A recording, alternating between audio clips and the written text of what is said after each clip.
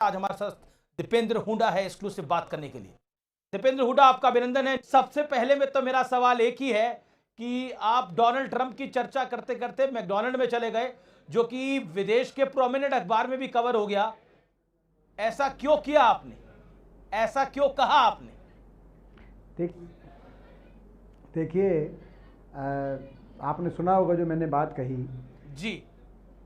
जिस तरीके से लगातार अमेरिकी राष्ट्रपति बार बार सीज फायर का क्रेडिट ले रहे हैं और कह रहे हैं कि हमने सीज फायर व्यापार का ध्वस्त देके कराने का कार्य किया इंडिया पाकिस्तान में। दूसरी ओर हमारे देश के प्रधानमंत्री जी ने एक बार भी उस बात की खंडन नहीं किए। तो पहली बात तो हमने मांग करी प्रधानमंत्री जी से कि प्रधानमंत्री जी इस बात का खंडन करें, क्योंकि ये देश की बात है। विश्व पटल पे अगर एक ही पक्ष जाएगा तो जो संस्कृत का एक श्लोक है, मौनम स्वीकृति लक्षणम जी, अर्थात अगर आप नहीं बोलेंगे तो विश्व समुदाय कहीं ना कहीं डोनाल्ड ट्रंप की बात, वो कितनी सच है कितनी झूठ है, उस पर विश्वास करने लगेगा। यानी कि देश के साख पे कहीं ना कहीं झटका लगेगा। और देश किसी भी दल से बड़ा है। बिल्कुल, और देश की आपकी बात सही है। देश विश्व किसी समुदाय भी में कम नहीं दल होनी से चाहिए, बड़ा है। कम नहीं होनी चाहिए। और इसी संदर्भ में मैंने एक और तो अपनी देश की सरकार से रिक्वेस्ट करी, प्रधानमंत्री जी से आग्रह किया। दूसरी ओर अमेरिका को भी मैंने ये चेतावनी दी कि अमेरिका हिंदुस्तान और पाकिस्तान को एक बराबर तोलने की गलती ना करे। हमारा देश भारतवर्ष दुनिया के महान देशों में से एक है। हमारा देश पाकिस्तान से 11 गुना बड़ी आर्थिक शक्ति है और हमारा देश आतंकवाद से पीड़ित देश है, जबकि पाकिस्तान आतंकवाद को पोषित करने वाला देश है। एक बारी मैं कह रहा हूं दीपेंद्र जी एक बारी सुन लेते हैं। बार जो तोल रहे हैं जी, बार तोल दीपेंद्र जी सुन लेते हैं आपने सदन में क्या कहा था। नहीं है जी, मैं आपको सुना देता हूं और एक व्यूअर्स को भी सुना देता हूं कि आपने सदन में क्या कहा था, जिस पे बड़ा हंगामा मचा। या तो बातचीत करके अमेरिका से संबंध सुधारो और डोनाल्ड को चुप कराओ, डोनाल्ड का मुंह बंद कराओ, नहीं तो हिंदुस्तान में मैकडोनल्ड को बंद कराओ। अमेरिका को अधिकार नहीं है, दोनों घोड़ों पे सवार होकर चलने का अधिकार नहीं है। जब आपने मैकडोनल्ड का नाम लिया तो पीछे प्रियंका गांधी वाड्रा थी, वो भी मुस्कुराने लगी। अर्जुन मेघवाल लॉ मिनिस्टर है, वो भी मुस्कुराने लगे। क्या कांग्रेस पार्टी मैकडोनल्ड का विरोध करेगी? मतलब आप कांग्रेस के नेताओं को बोलेंगे मैकडोनल्ड का सामान ना खिलाएं? क्योंकि सोशल मीडिया में मैं देख रहा था कई कांग्रेस के नेता कई कांग्रेस के समर्थक लगे हुए थे कि मैकडोनल्ड का भी विरोध होना चाहिए। अब देखिए, मैकडोनल्ड से क्या तात्पर्य है? मैकडोनल्ड अमेरिका की एक आइकॉनिक एक बिजनेस हाउस है जी। अगर अमेरिका व्यापार की बात कर रहा है, अमेरिका को दुनिया की तीसरी चौथी बड़ी आर्थिक शक्ति और दुनिया की इतनी बड़ी मार्केट, अमेरिकी बहुराष्ट्रीय कंपनियों को हमें मार्केट चाहिए हिंदुस्तान जी। तो अमेरिका इस तरीके से हमारे देश के बारे में जिस प्रकार की भाषा का प्रयोग कर रहे हैं अमेरिकी राष्ट्रपति, वो हमें स्वीकार्य नहीं है। आज हमें अपनी शक्ति को समझना पड़ेगा, इस सरकार को समझना पड़ेगा। डोनाल्ड ट्रंप कैसे पाकिस्तान और हिंदुस्तान को बराबर तोल रहे हैं। वो आसिफ मुनीर जैसे पाकिस्तान के जनरल को कैसे अपने घर भोजन पे बुला रहे हैं और आसिफ मुनीर कह रहे हैं इनको नोबेल प्राइज दिया जाए। ये तो मैं समझता हूं कि आज स्थिति ऐसी है जिसको हिंदुस्तान की सरकार को स्वीकार नहीं करना चाहिए। और अगर अमेरिका अपने व्यापार की धौंस दिखा रहा है, भारत की सरकार ने कई बार, कल देश के गृह मंत्री ने भी बोला, अगर अमेरिका, कल प्रधानमंत्री मोदी ने भी बोला कि पीएम गृह मंत्री बोल रहे हैं आप लोगों को विश्वास नहीं है, रक्षा मंत्री राजनाथ सिंह जी बोल रहे हैं विश्वास नहीं है, जयशंकर बोल रहे हैं विदेश मंत्री, तब आपको विश्वास नहीं है। तो किस बात का विश्वास है? अमित जी, तो विश्वास किस बात का है? अब तो प्रधानमंत्री ने भी बोल दिया, सदन में खड़े होकर बोला किसी तीसरे देश की कोई भूमिका नहीं थी। अमेरिकन वाइस प्रेसिडेंट की क्या भूमिका थी वो भी बताया। जो चैलेंज दिया था राहुल गांधी ने वो एक्सेप्ट किया मोदी ने और खुल के बोला। जी दीपेंद्र जी, मैं आप ही से एक सवाल पूछता हूं, आपको अमेरिकी रक्षा मंत्री का नाम पता है तो बताएं। बिल्कुल। आपको अमेरिकी गृह मंत्री का नाम पता है तो बताएं। बात यह है कि अमेरिका के मुखिया ये बात कह रहे हैं और 30-30 बार कह रहे हैं, और हम ये भी नहीं आग्रह कर रहे कि प्रधानमंत्री जी 30-30 बार जवाब दें। आप कह रहे हैं कि पर हमारे मुखिया ने भी तो बोला कि किसी तीसरे देश की कोई अहम भूमिका नहीं थी। कोई भूमिका नहीं थी। हम प्रधानमंत्री मोदी ने भी तो बोला सदन में। जब जब प्रधानमंत्री लोकसभा में बोला, आप भी मौजूद थे, सुन रहे होंगे आप। उन्होंने जो कही, देखिए जब अमेरिका के राष्ट्रपति सीधा नाम लेके बोल रहे हैं, भारत और पाकिस्तान का नाम लेके बोल रहे हैं, भारत के प्रधानमंत्री और पाकिस्तान के आसिफ मुनीर का नाम लेके बोल रहे हैं, और दोनों को एक बराबर तोल रहे हैं और कह रहे हैं कि व्यापार के धौंस में हमने ये सीज फायर करा दिया, तो उसके क्या जवाब हमारे देश के मुखिया को स्पष्ट रूप से नहीं देना चाहिए? किस बात का दबाव है? लेकिन ये सदन भी तो उसी को लेकर, ये सदन में चर्चा भी तो उसी को लेकर थी। हमारी इतनी बड़ी मार्केट, और यही बात मैंने समझाने की कोशिश करी कि आज देश के सम्मान के ऊपर, हमारी माता और बेटियों के सिंदूर के सम्मान के ऊपर कोई व्यापार नहीं हो सकता। हमारी देश की इतनी बड़ी मार्केट, तो मैं वही आपसे सवाल पूछ रहा हूं, क्या कांग्रेस मैकडॉनल्ड का विरोध करेगी देश भर में? 2 दशकों में क्या कांग्रेस मैकडॉनल्ड का विरोध करेगी? आप तो हरियाणा से आते हैं, हरियाणा में ही विरोध करेगी, यही बता दीजिए।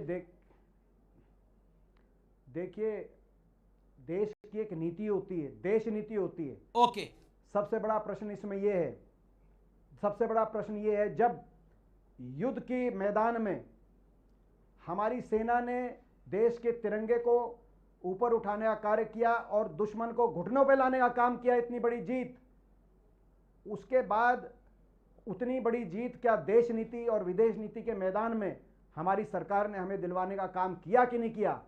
ये प्रश्न है।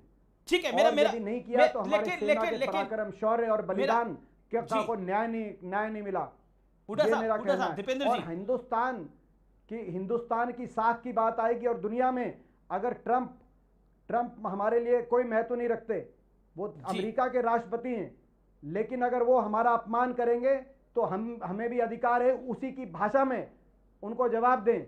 हिंदुस्तान का स्वाभिमान किसी दल के स्वाभिमान से ज्यादा ऊपर है, हमेशा रहेगा। आपकी बात सही है, भारत का स्वाभिमान सबसे ऊपर है, लेकिन जब पी चिदम्बरम पाकिस्तान को क्लीन चिट दे रहे थे, उनको सबूत चाहिए वो पाकिस्तान से आतंकी आए थे नहीं आए थे, क्या वो भारत के स्वाभिमान की बात हो रही थी? पी चिदम्बरम पूर्व गृह मंत्री, कल देश के गृह मंत्री ने भी इस पर टिप्पणी करी, उन्होंने पाकिस्तान को क्लीन चिट दे दी, ये शर्मनाक बयान था उनका। देखिए, मैं उनके बयान को बिल्कुल गलत मानता हूं, मैं उनके बयान पाकिस्तान के बारे में किसी ने भी कुछ कहा होगा, मगर वो हमारे पार्टी का स्टैंड नहीं है। वो तो पूर्व मंत्री हैं, आप जैसे ने कहा, मौजूदा मंत्री मध्य प्रदेश के, वो कह रहे हैं सोफिया कुरैशी आतंकवादियों की बहन है, हाथों हाथ उठाया। जो मौजूदा मंत्री मध्य प्रदेश के, वो कह रहे हैं कर्नल सोफिया कुरैशी आतंकवादियों की बहन है, उन्होंने तात्पर्य का बयान दिया और आज तक वो मंत्री हैं। ये तो अपूर्व मंत्री, क्या ये बीजेपी का स्टैंड है? आप कहें कि पूरी बीजेपी का ये स्टैंड है? नहीं, मैं नहीं मानता बीजेपी का ये स्टैंड है, क्योंकि ये तो आतंकवादियों का स्टैंड था।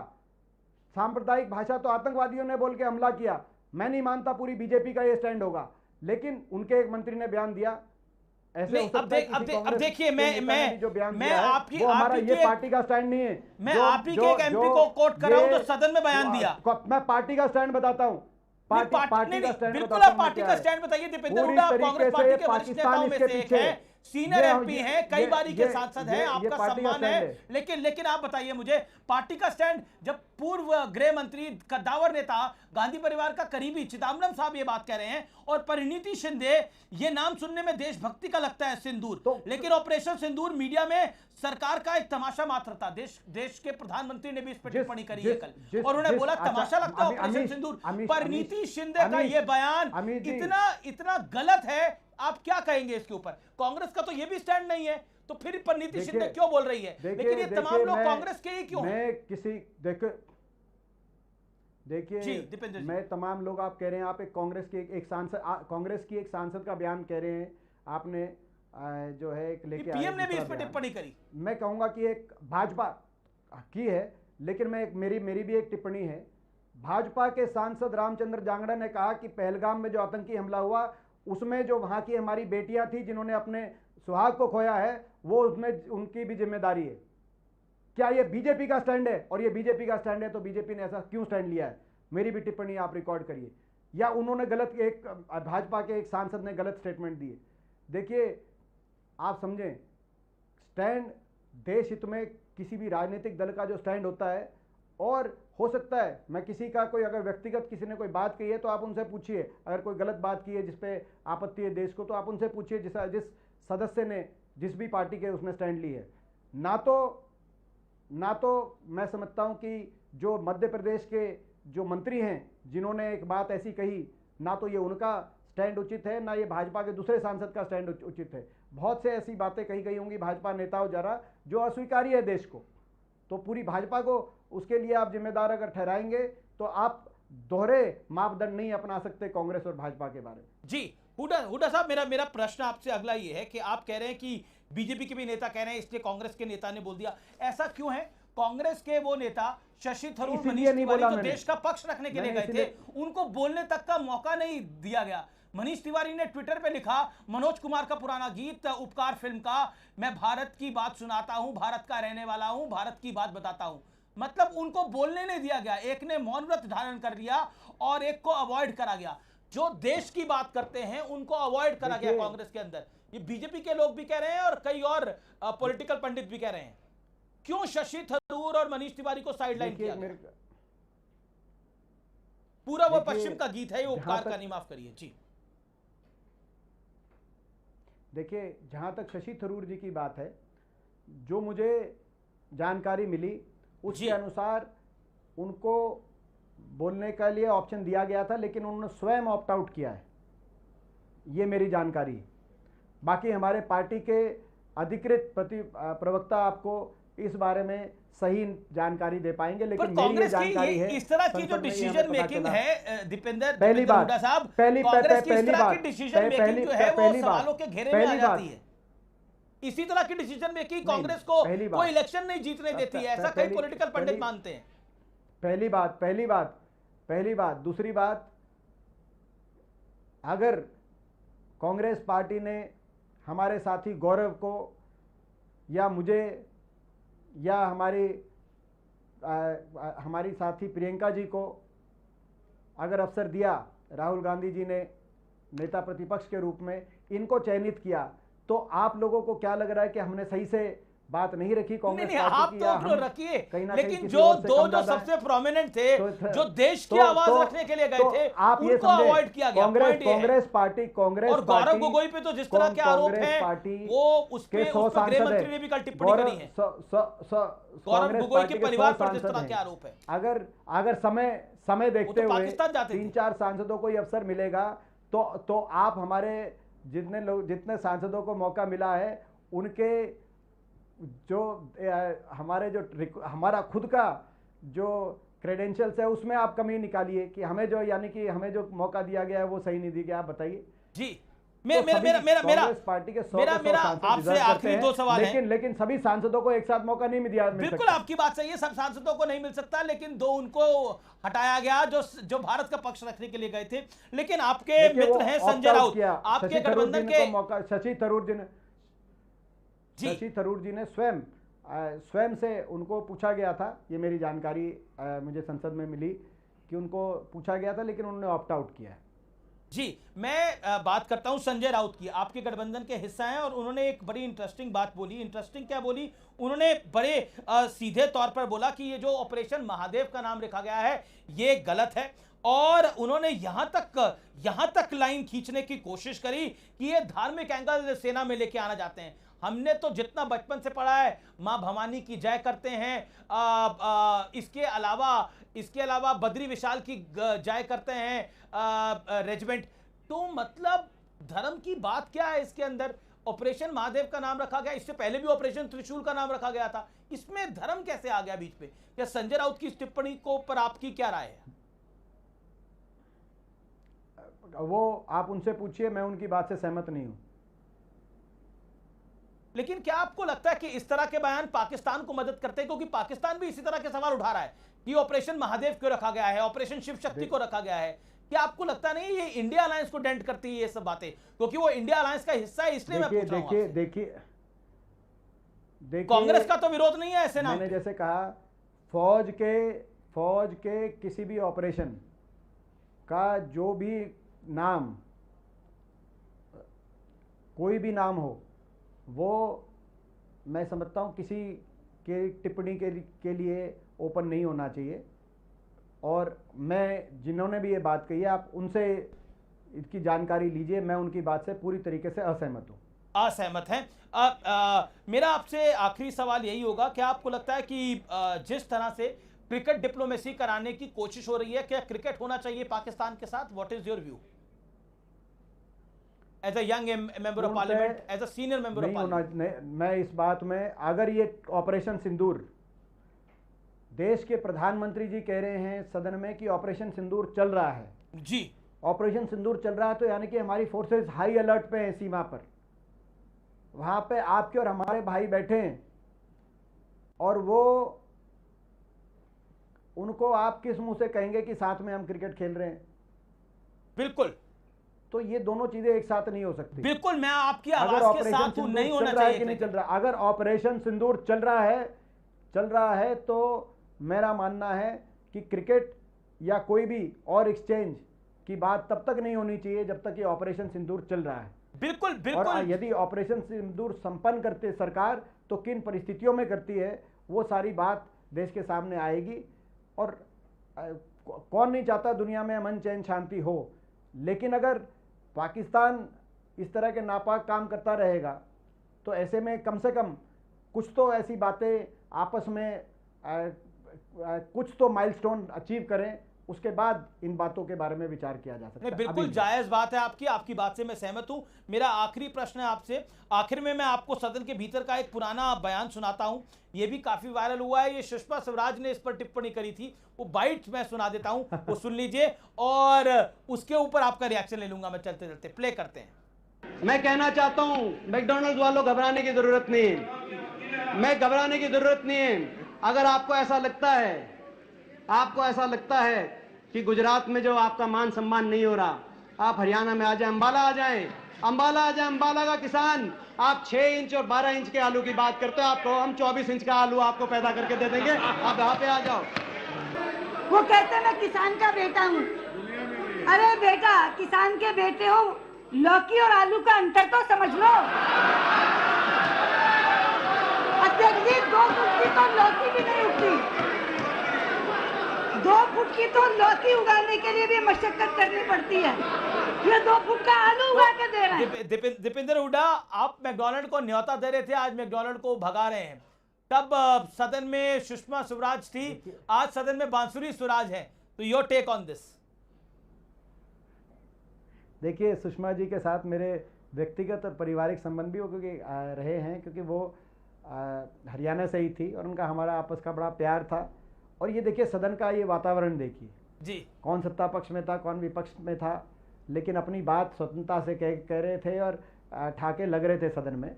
ये प्रजातंत्र की खूबसूरती है जिसकी तरफ हमें विचार करना चाहिए। और उस समय मेरा अर्थ ये था कि हम किसी भी सीमा तक जाएंगे, लेकिन निवेश पूरे देश में हो, निवेश का रास्ता खुले। FDI मल्टी ब्रांड रिटेल की पे वो डिस्कशन था कि निवेश का रास्ता खुले। आज भी मेरा वही स्टैंड है, मैं प्रो बिजनेस हूँ, निवेश होना चाहिए, हमारी मार्केट खुली रहनी चाहिए, लेकिन व्यापार का धौंस दिखा कर बार बार यदि कोई दुनिया और विश्व पटल पे हिंदुस्तान के साख को अगर ठेस पहुंचाने का काम कोई अंतर्राष्ट्रीय नेता करता है तो ऐसे नेता की ऐसी भाषा का या तो मुंह तोड़ जवाब देना चाहिए या उनको बातचीत करके उनकी भाषा को बदलने पे मजबूर किया जाना चाहिए। और यदि नहीं तो आज हमारी आर्थिक शक्ति काफ़ी है कि हम आज खुद अपने पैरों पे खड़े हो सकते हैं। मैक्सिको ने, आपने देखा जब ये ट्रम्प टैरिफ की बात आई तो मैक्सिको अपने पैरों पे खड़ा रहा, मैक्सिको ने एक कदम भी पीछे नहीं। और मैक्सिको तो हमारे मुकाबले में बहुत छोटी अर्थव्यवस्था है। चीन ने दोबारा, अभी जब ट्रम्प टैरिफ की बात आई, चीन ने दोबारा उन्हीं की भाषा में उनको आग दिखाने का कार्य किया। तो व्यापार के मामले में तो हमने अभी तक समझौता कर लिया है, हम भी अभी तक बड़ा हार्ड नेगोशिएट कर रहे हैं, जो मेरी जानकारी है। हो सकता है कि मगर 30 बार एक बड़ी व्यापार ही सब कुछ नहीं है। देखिए, डील देश के लिए दे दी जाए, लेकिन देश के स्वाभिमान के लिए कोई डील नहीं हो सकती। बिल्कुल सही बात है आपकी। पहला प्रश्न आतंकवाद पे वार का था, दूसरे बाद में व्यापार का है। पहला प्रश्न अमेरिका जब 26/11 हुआ तो 26/11 में जब अमेरिकी राष्ट्रपति ओबामा स्वयं दिल्ली आए और दिल्ली में ज्वाइंट पार्लियामेंट्री सेशन में, जिसमें मैं भी सांसद था, उन्होंने कहा पाकिस्तान सेफ हेवन दे रहा है और ये बर्दाश्त अंतर्राष्ट्रीय समुदाय नहीं करेगी। ये स्टैंड हुआ करता था अमेरिका का। अब वो अमेरिका आसिफ मुनीर को अपने घर पर ट्रंप लंच के लिए बुला रहे हैं और अमेरिका के एक जनरल कह रहे हैं, जनरल कुरियल कह रहे हैं अमेरिका के कि पाकिस्तान सबसे ज़्यादा सशक्त हमारा साथी है आतंकवाद पे के एंटी टेररिज्म ऑपरेशन के लिए।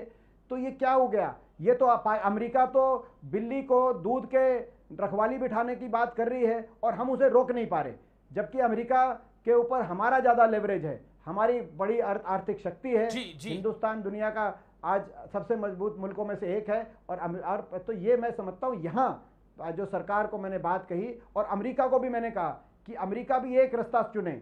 अमेरिका भी दोनों घोड़ों पे सवार नहीं हो सकता। उससे मेरे दो अर्थ हैं, अमेरिका पाकिस्तान और हिंदुस्तान दोनों घोड़ों पे नहीं सवार हो सकता। और अमेरिका व्यापार हमारे साथ व्यापार भी करे और हमारा अपमान भी करे, ये इन दोनों घोड़ों पे भी अमेरिका सवार नहीं हो सकता। आज हिंदुस्तान के मान सम्मान के लिए मैं समझता हूँ इस सरकार को अंतर्राष्ट्रीय मैदान में भी वैसी लड़ाई दिखानी पड़ेगी जैसी लड़ाई ऑपरेशन सिंदूर में हमारी फौज ने या दुश्मन के साथ युद्ध मैदान में दिखाने का कार्य किया।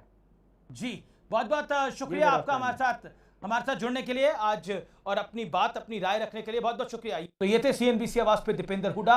आपका दीपेंद्र हुडा बहुत बहुत शुक्रिया। अब बढ़ते हैं आज की चर्चा की तरफ।